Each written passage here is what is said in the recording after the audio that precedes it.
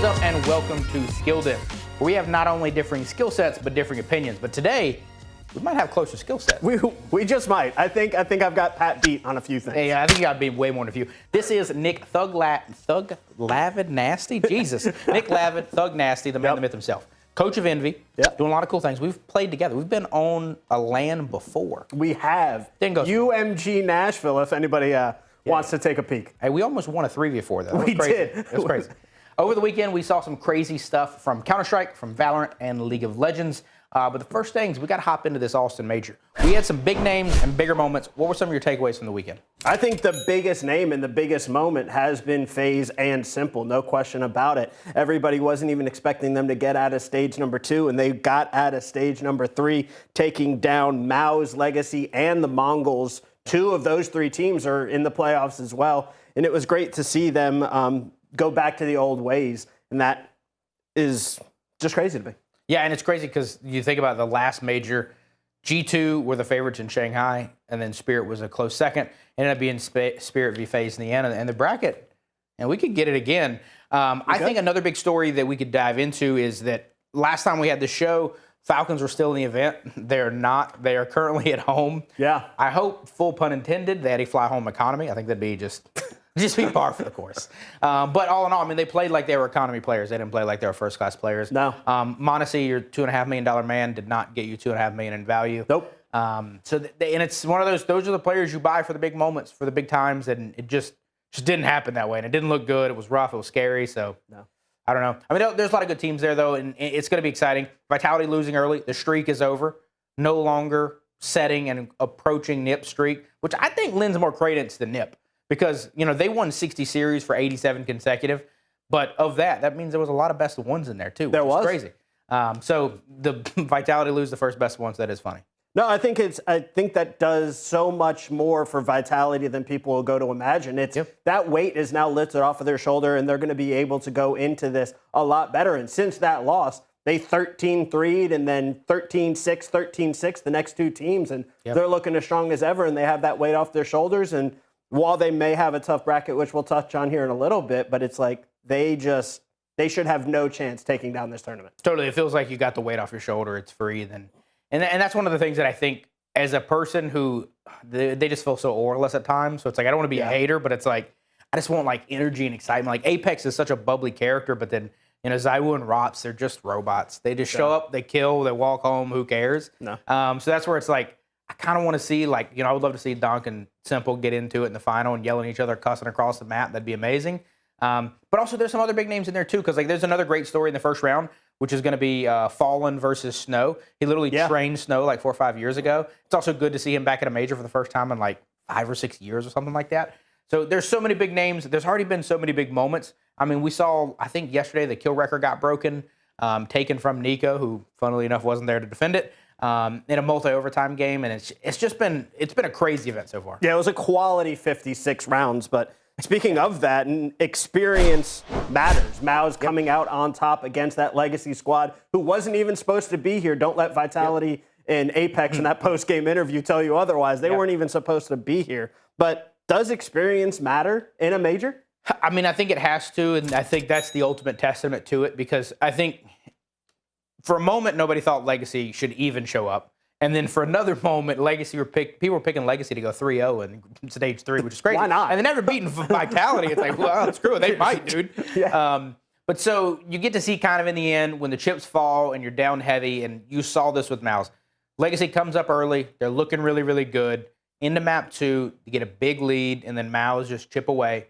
It's just the 5v2s, the 5v3s. They just win them. You can't hold certain sites. You make small little mistakes. When you make small little mistakes in closeout moments, a team like Mouz, who has been to the majority of the finals this year, they know what it takes. They know what it's like. They've tasted defeat before, and they know how to avoid it. And it just really felt like even when they were down in the second game and then again in the third game, it just felt insurmountable. It was one of those where it's like, they're going to come back again. They're just not going away. And Legacy just couldn't close it. And for such a young Brazilian squad, I mean, they looked good. The fact that they made it as far as they did was incredible. I mean, one of their players afterwards said something along the lines of, hey, for a team that wasn't supposed to be here, now being upset we didn't make the playoffs, like, you got to be appreciative. And it's a crazy good run. But if Mouz wouldn't have been there, it was crazy. Like Mouz and Aurora played each other earlier, which is arguably like the second or third and the fourth or fifth best team in the world. Yeah, those were two teams that made our top 5 in the power rankings video that we put out, and there was no Falcons. They were already bounced out before we made the video, and then literally Mouz and Aurora facing each other in a 1-2 matchup, I believe, was crazy to me. It's like one of them's got to go home. Totally.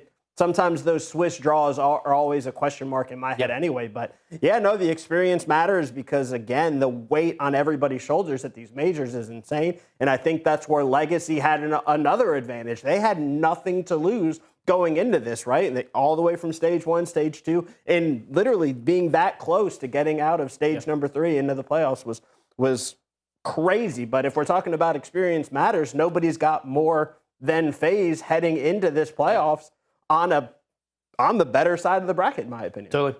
And that's where, like, again, it's like Legacy, one of the things that, pun intended, was their legacy through the event is not only did they beat Vitality, they beat Vitality on one of the maps that they're the best at, on Inferno. And that was map 2 in that series, and we thought that was going to kind of be pushed to the distance. And the whole time they're on T side, everybody talks about how they have this really good ability to consume all the space. Then they try to consume arches, and then from arches they either collapse on you on A or they push over to you on B. And it's like, they were able to institute that really well. And then it came to defending. And they just couldn't figure it out. They couldn't piece it together. And then it did feel like the map versus Vitality, they got ahead and they stayed ahead. And Vitality just kind of like rolled over. Whatever, we'll do it. We'll deal with it tomorrow. But then when they finally faced a team that was like, no. We're dealing with it right here, right now. Like, you're going to have to take this from us. And it was just one of those, they didn't have the ability to take it. And that's when you look at like players like Brolin, who have been there before. They're tried, they're tested. You know, they're well rested. And at that point, it's like, you're either about to go to a championship or you're going to go home, and those players did not want to go home. And again, we talk about that bracket. On one side of the bracket, you have 3 of the last 3 major winners and Mouz.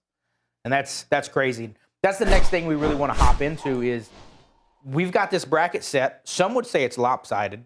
Some would say it's built for cinema. But what are the things you're most looking forward to in this bracket? I think it's lopsided off the rip. There's no question about it. And unfortunately, having Spirit and Mouz face off round 1 in what have been semifinals for the past couple of events is crazy to me. And then to not only have the winner of that, let's be honest, play Vitality in the next round. No offense to Navi in any stretch of the imagination. But having that be the semifinal match, like you said, 3 of the top 4 teams are on one side of this bracket is insane. And it sets up for the story of FaZe to go right back through and chomp their way to Sunday and be the kings of CS2, not missing a grand final in a major yet. Yeah, and it's crazy to me that the story is like, it's so written. And it's funny because, like, you look at, on one side of the equation, you have Simple, who just wants to play good teams and, like, show, hey, I'm back, I'm here, I'm ready to do this thing. Yeah. And it's like they already beat the Mongols. They did a scrim versus them that kind of, like, revitalized them mid-stage 2. And they went 8-2 versus them in the scrims, which is, sure, it's scrims. You're maybe not trying your hardest or one of your best strats, but, like, 8-2 is a lot. Like, that's a whole lot. So it's going to be really hard for the Mongols to kind of control them. And then there's a really cool graphic I saw that was, like, players' kills in clutch moments.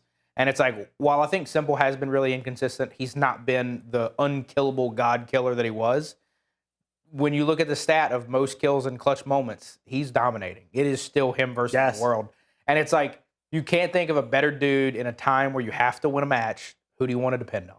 And I think it's going to be cool because I would say most probably I really, really like Snow on Payne's roster, and I think the story with him and Fallen are really good. I do think Fury is going to probably get the edge on them. Yep. But I do think a Fallen v Simple show is going to be incredible. You're going to get 2 old heads going at it. That's going to be really fascinating. I also think Navi is a little bit underrated here because, again, that same roster was the team of the year last year. They had that from Spirit. They are a really good team, and they can compete. And the best out of 3, I think Vitality is very beatable. But I actually think the bigger scare here is Mal's got to play Spirit. Everyone's brackets are – a lot of people going to put Spirit in the finals or Vitality in the finals. And that's going to get popped match 1, which is crazy. No, yeah, and I think that's the craziest part about this, and it goes to something we'll be talking about when we look at VCT. It's Spirit's been sitting there on the Swiss side of things just kind of waiting as Mouz has kind of clawed their way back and continued to play over the past couple of days. And yet again, they've looked shaky. They started stage 3 0-2, but they've been able to keep playing and play best of 3s and continue to get better on land with each other. And that might be tough for Spirit out the gate. Right now, I have to lean Spirit, but it wouldn't surprise me if it was Mouz, because Mouz is putting Spirit down quite a bit this year already. So yeah, and I do think the best of 3 format probably most favors Spirit as well, because 1, with them being the higher seed, 2, if they can secure T-side. T-side Spirit is like undeniably the scariest thing in the world. I wonder why, Donk. Right. You got a crazy injury factor. But if you can get 2 of the 3 maps to where you are T-side first, it doesn't really matter what the map is as long as Donk's on your team. Like, dude, that's going to be a hard team to beat. And, you know, it would be poetic no matter what. If we get Spirit v Zywoo, or if we get a Simple v Zywoo, or if we get Simple v Spirit, like, both are going to be incredible. No matter what, it's going to be nothing shy of absolute cinema. The next thing we want to hop into, though, is our Teardown segment. This is specifically mostly around League of Legends, but it does impact all the other games. VCT is another one that's heavily impacted by this. But the concept is, are regions and region-based gameplay hindering esports as a whole? Because you have things like League of Legends right now. We're at the LEC finals, the LCK finals, the LTA North finals. Those things are all kind of overlapping and happening simultaneously. And it's a lot to follow if you're a viewer. It's really hard to understand which matches are important, which matches aren't. Over the weekend, T1 played an incredible match we'll jump into later, but they didn't play it for a finals for a trophy because that other team's already qualified for MSI. And everyone has different rules. It's just confusing. Yeah, no, if we didn't have Chris in the office, I wouldn't be able to keep up with it myself. And he has to remind me day in and day out what regions get what spot and what goes to MSI and what goes to EWC. And it's very hard to follow, but it's like regions, it depends because there's no finite answer. Our region's bad for esports. Yes, there will never be a perfect formula to understand how many teams from what region should qualify for an international LAN. For Masters or a major, you want the best teams, period. You don't want to say, oh, I need 2 from here and 1 from here and 1 from over there. And who's to say that the number 8 LCK team can't take down the number 1 LTA North team in Flyquest right now? We don't know, and we'll never know. It's probable, though. Right? Stronger regions get punished. Weaker regions get rewarded for some reason. And we don't like that in any way, shape, or form. Sure. However, the obvious no side of it is, how do you get there in less popular esports? You can't just have everybody in CS every weekend. There's a tournament and all the top international teams are there. Plain and simple, you get to determine out of 16 or 12 or whatever teams show up. Money and logistics is a nightmare, right? Sure. So it's like you need these regional tournaments to get you to something international so that they can even show up. And let's not even talk about online gaming. You're not going to be able to play these tournaments online from a team in Asia versus a team in Mexico or whatever the case may be. It's just Call of Duty, and then it's fine. Then, yeah, why not, right? But yeah, no, it's extremely tough to understand how it would even work. But I've never been a fan of region-based esports. Period. Sure, and it's also tough because like you and I are probably 2 of the ones here in the office that are a little bit more closely related to the real sports side of things. And it's like I think the barrier to entry. I mean, at the end of the day, I'm a simpleton, right? So I like soccer. I like British Premier League soccer. But then when we start talking about La Liga and Bundesliga, then you got MLS and you got all the other things, and technically MLS is worse than any of those, and then it's just really convoluted and confusing, and it's like, that to me at times feels like how our current region-based esports landscape is, because it's like, LTA North is worse than LCK. No question about it. Than LEC. It's definitely worse than all of Asia in general, and it's like, it's just confusing, and it doesn't feel good. It feels like, you know, when you look at the NBA, you look at the NFL, you look at MLB, it's like, in the NBA, you have Luka Doncic, you have Nikola Jokic, you have Giannis Antetokounmpo.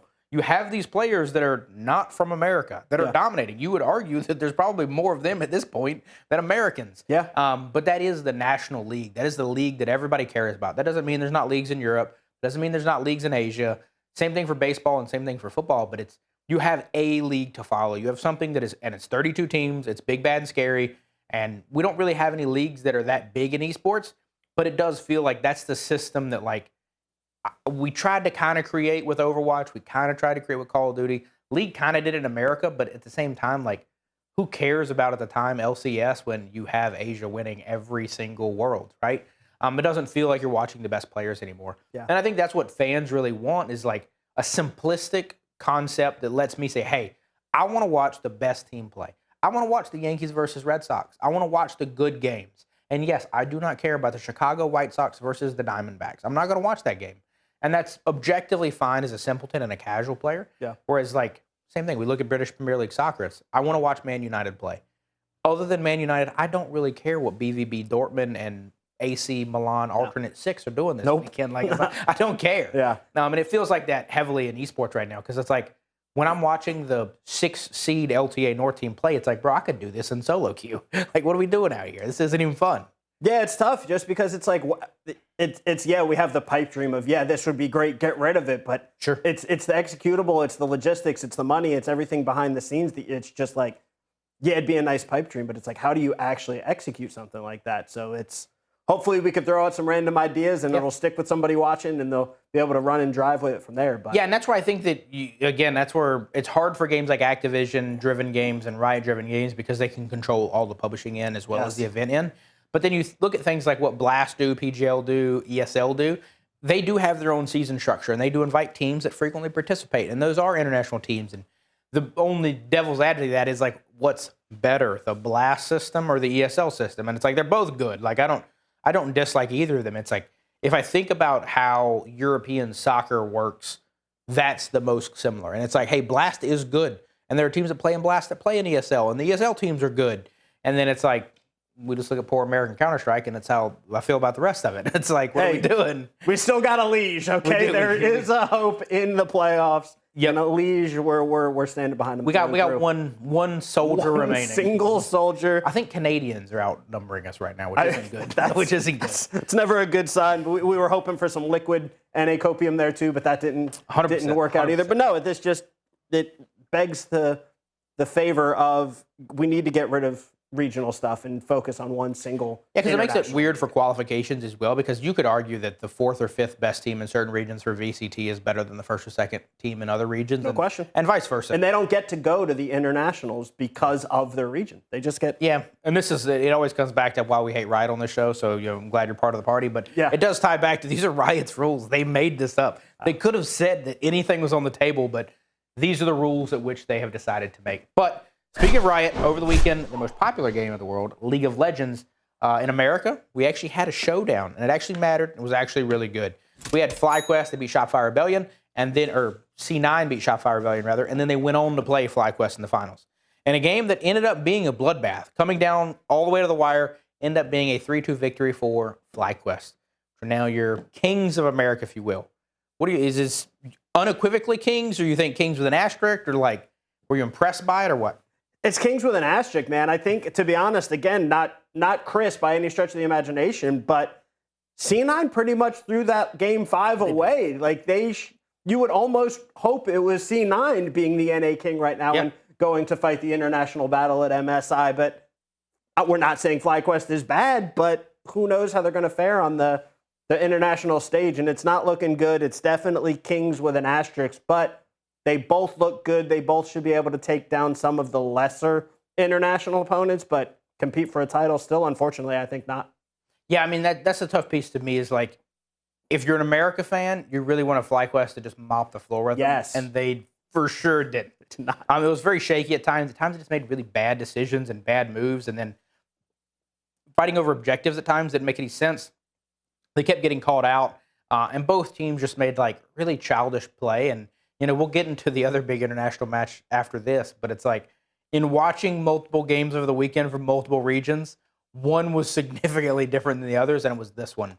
It just felt very messy and sloppy, and it didn't feel good. And it's one of those where, again, if you want to have America well represented at MSI, you really want Flyquest to be confident. And even if you're a Flyquest player right now, I don't know how you look at that match and you think, man, we won that thing. We did good. It's like, dude, let's review the footage. They definitely got out by the skin of their teeth, and you hope they take some good tape into it, and you hope their fearless drafts get a little bit better. But again, going into this weekend, I had all the faith in the world that I was like, oh yeah, this should be.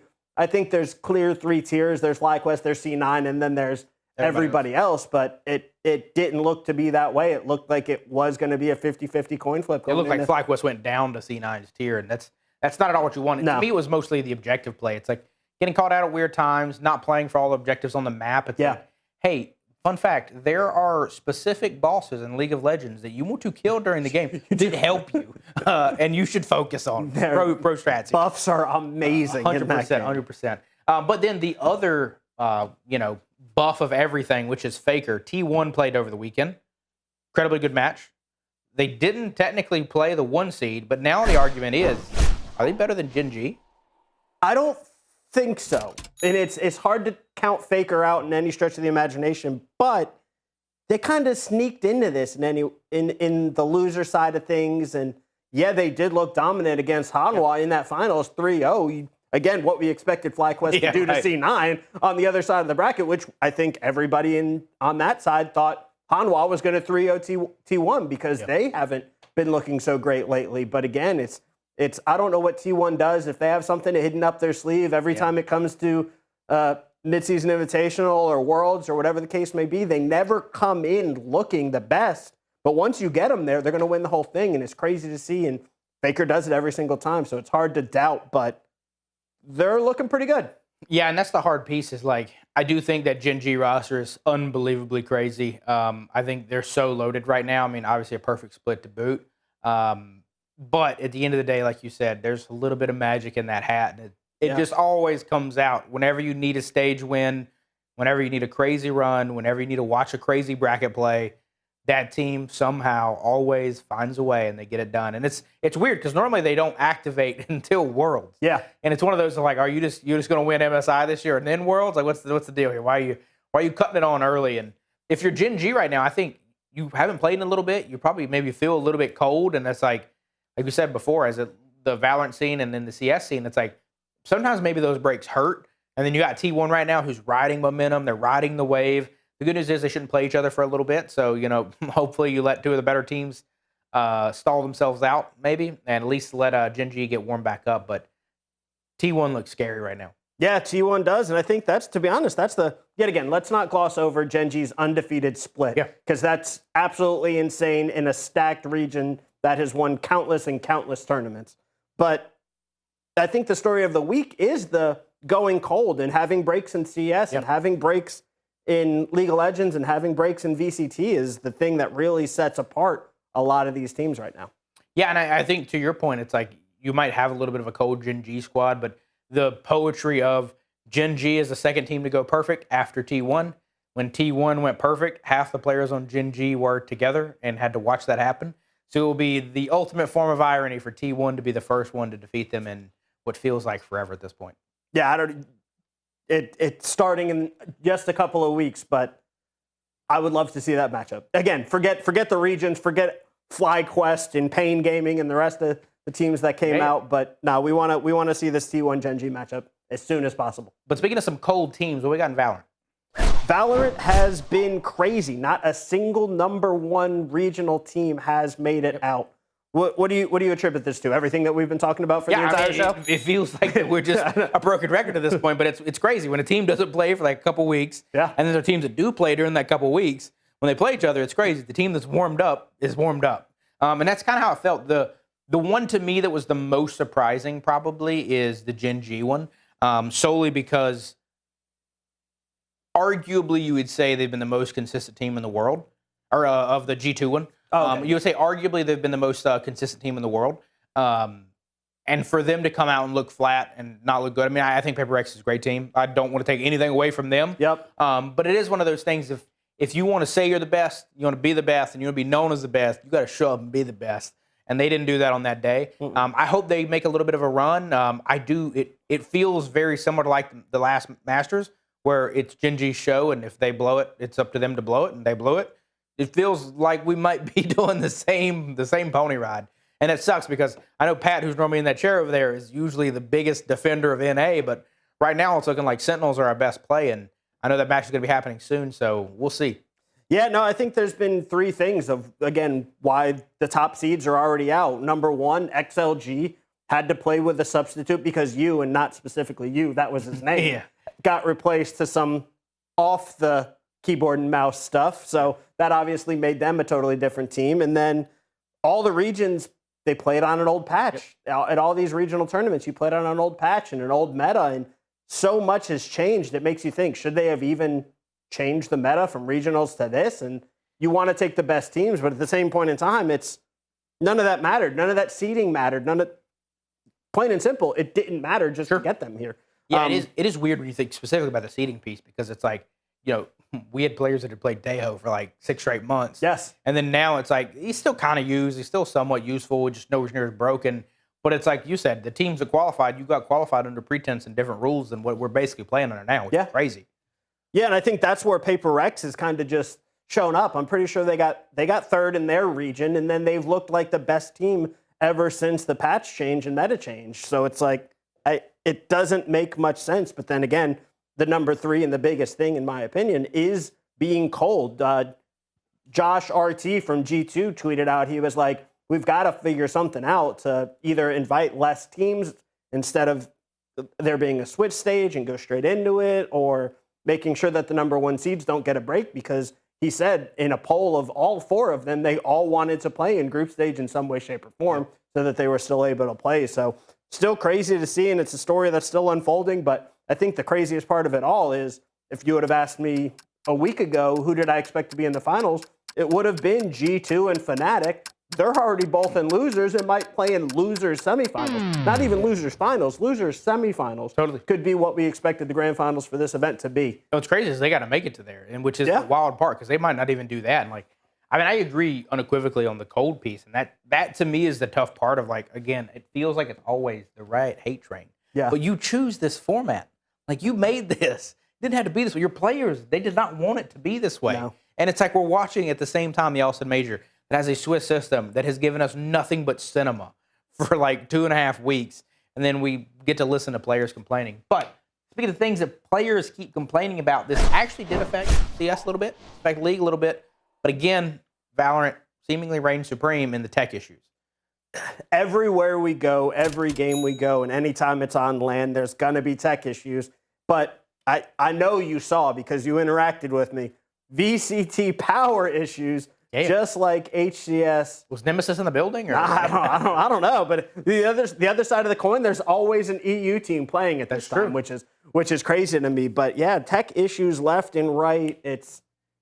I don't know what it is. They've got to. I feel like they're not stress testing hard enough on LAN. This stuff doesn't happen online, which is weird because LAN is much superior, but they're still having these issues. Totally. And this is one of those to where this is the most, I want to say allowable, but understandable, if you will. And that's mostly because, hey, you're in an arena that you've never ran an event before, and it's a really cool setup. I'm honestly jealous that I'm not at this event because it actually looks like a really awesome setup.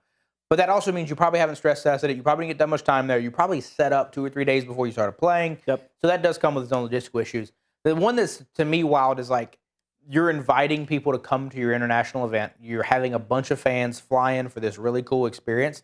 And the hard piece is when you tell the fans, just pull it up on your phone on Twitch. That's where you're like, oh, man, dude, give them skins or something. You've got to compensate the people who spent not only their money, but also their time to be able to try to experience this.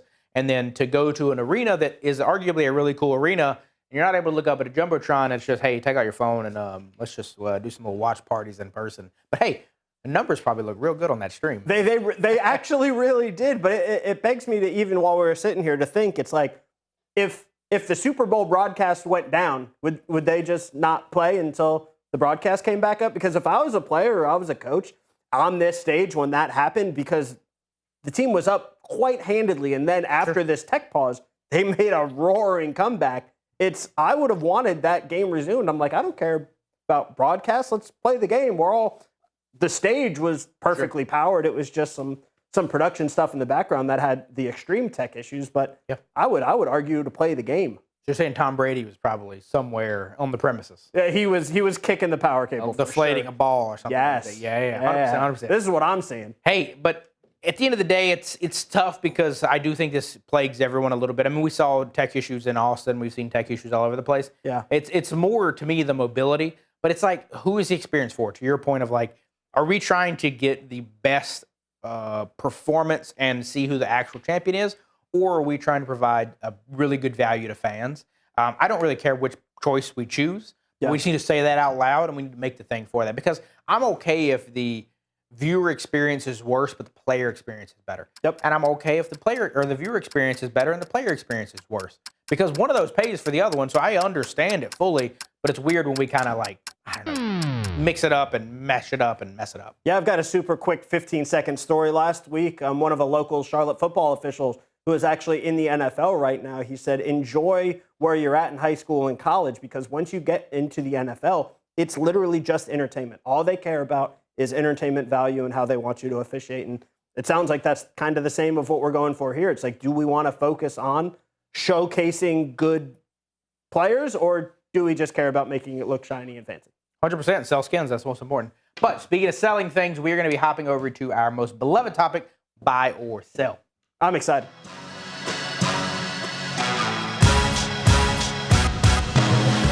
Alrighty, so the first buy or sell we have is Hungry Box, 37th major victory of the weekend. Is he the GOAT?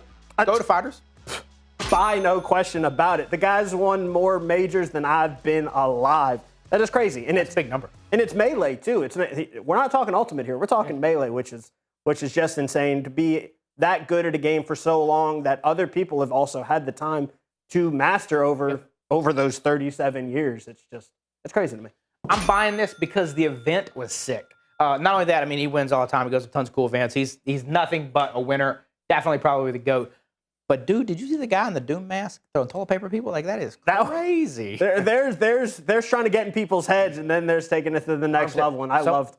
Some would say they're ultra soft for kicking them out. So, I mean, that is full pun intended. But, no, big shout out to Hungry Bucks. I mean, it's crazy. Like, to win that much, if you were playing any other sport, if you had 37 major victories in League of Legends, like, it's unfathomable. No. So, big shout out to him. What we got next? Dune came out with their new game, and it was not looking so hot. Not many people were playing it. The critic scores were pretty trash, and but it's made quite a turnaround. Population's going through the roof, and some of the Metacritic values are as well. What are your thoughts on it? I'm buying it. I think more games should get second opportunities. We actually had a couple people in the office playing it over the weekend, and then another great example is No Man's Sky. We have one of our guys is playing No Man's Sky right now. That is a game that when it came out, they were death threats for how bad and how much they lied and how hateful it was. But the game's great now. You just got to give things a second chance. Hey, they had some bugs. It is what it is. The game's probably fine. Enjoy it. I'm going to unfortunately have to sell this one. All of these games look like copy and paste of the rest. There's nothing that separates this game from anything else. It's got some cool IP behind it. But other than that, just another one. Come on, we like the cool IP, though. We do like the cool IP. We like the cool As a Marvel Rivals guy here, we love the cool IP. All right, so the next one is good old Jimmy Mr. Beast Donaldson has come out with his next video is going to cost over $4 million. I think it's a little over a year and a half from set build to finish editing. I think 170 plus days of shooting. This feels like a movie. This doesn't even feel like a game. Are you buying or selling that this is bad for YouTube? It's just too big at this point.